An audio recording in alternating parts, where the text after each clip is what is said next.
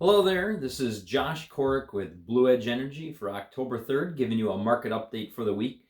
Filling in for Blake Baxter, who's on sabbatical in Europe right now. I'm trying something new here, doing a video versus a narrative text through email to give some highlights for the week.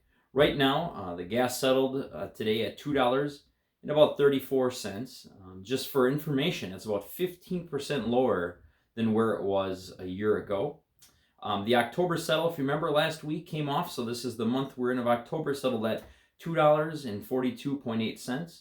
But interestingly enough, the current Chicago rate, which is an index for many people of our clients here, is under $2 at $1.91. So when we price overs and unders, it's based off that index and not the NYMEX itself.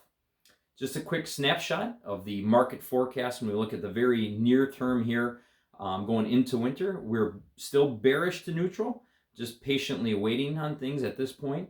The winter forecast, we feel the same way, bearish to neutral, to just kind of be patient. For many people who've layered in one level of a hedge, we still wait patiently for the market to come down to possibly do a second one. In the 2020 forecast that we have at this point, we look at a strip is neutral.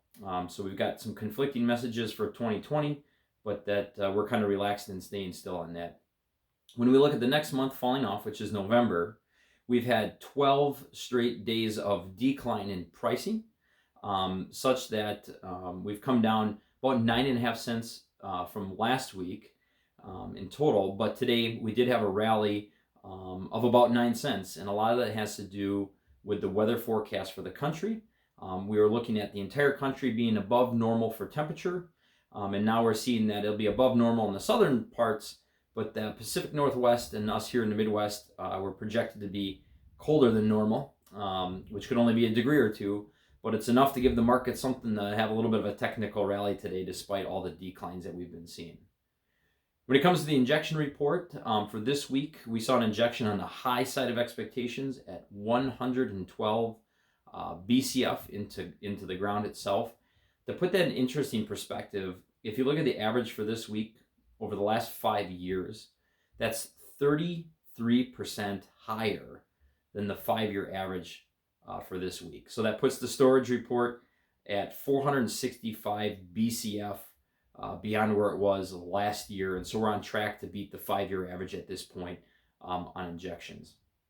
When we look at the weather forecast, as mentioned, in the 8 to 14 days, and 30 and 60 days out, it's above normal average temperatures. We're seeing a delay in winter, kind of like we saw last year, but in the near term, 6 to 14 days, we're looking at colder than normal temperatures here in the Midwest and the Pacific Northwest, which is again driving, appears to be the market up in a bit of a rally here on the second part of today itself.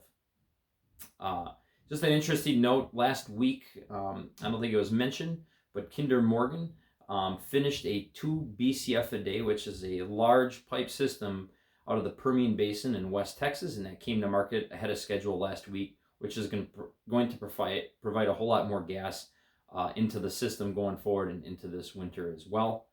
A quick update on the tariff with WEC.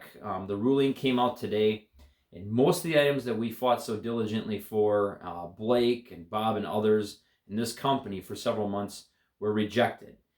It is our belief, and we'll learn more about this over the coming weeks, that this is of harm to consumers here in the state. It will hurt competition.